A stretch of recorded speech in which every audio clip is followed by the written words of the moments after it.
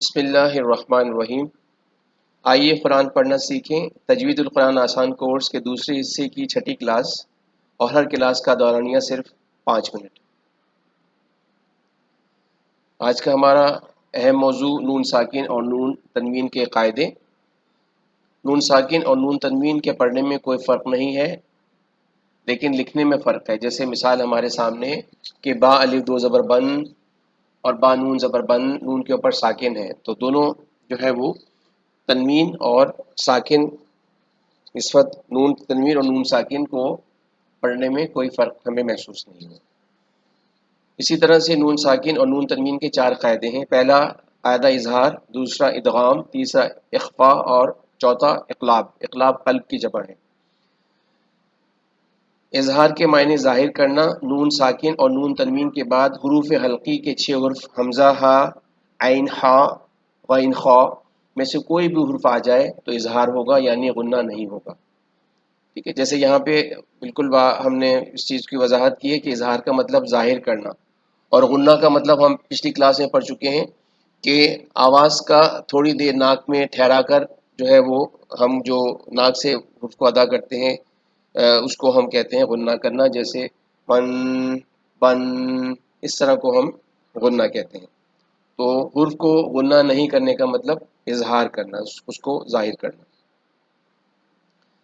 ادغام، ادغام کے معنی ملانا، ایک حرف کو دوسرے حرف میں اس طرح داخل کرنا کہ دوسرا حرف مشدد بن جائے۔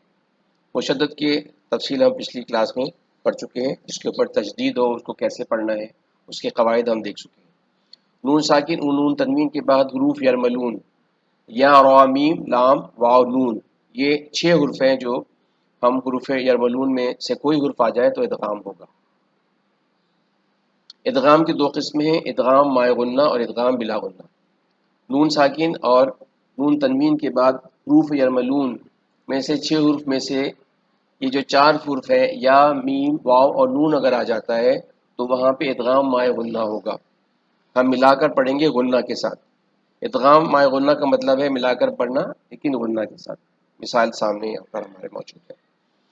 نون ساکن اور نون تنوین کے بعد حروف یرملون، ان 6 حرف میں سے اگر یہ 2 حرف آ جاتے ہیں، لام اور را، تو ادغام بلا غنہ ہوگا، کیونکہ ادغام بلا غنہ کا مطلب ہے ملا کر پڑھنا ہے لیکن بغیر غنہ کے، جیسے یہاں مثال ہمارے سامنے ہے۔ تو اظہار، ادغام، یہ 2 چیزیں ہم نے دیکھی ہیں۔ مزید آگے ہم دیکھتے ہیں اخفاء۔ اخفاء کے معنی چھپانا۔ درج ذیل 15 حروف حروف اخفاء کہلاتے ہیں۔ اس میں تا، ثا، جیم، دال، ذال، زا، سین، شین، صاد، ضاد، طا، وا، فا، قاف، کاف، یہ 15 حرف ہیں جس کو ہم حروف اخفاء کہتے ہیں۔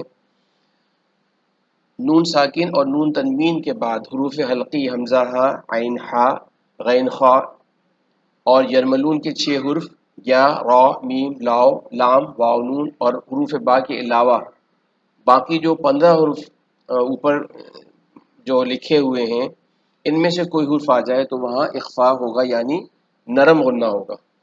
ٹھیک ہے، اب دیکھیے غنہ کے واضح الفاظ میں غنہ کرنا اور جو ہے اس سے ہم اگر تھوڑا سا اس کو ہم کم غنہ کریں تو نرم غنہ کہلاتا ہے۔